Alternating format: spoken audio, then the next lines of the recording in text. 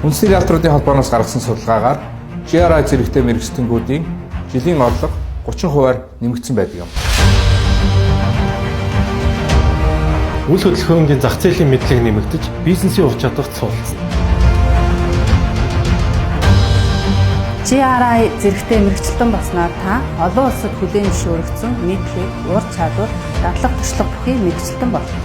Graduate Realtor Institute буюу олон улсын үйл хөдлөлийн мэргэжилтний зэрэг олгох GRI сургалтанд таныг хүрж байна.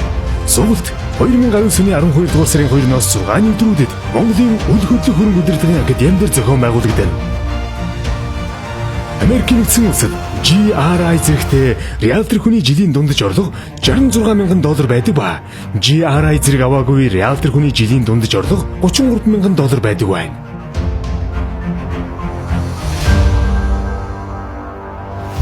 Оюунда хөрөнгө оруулж орлогоо нэмэгдүүлье.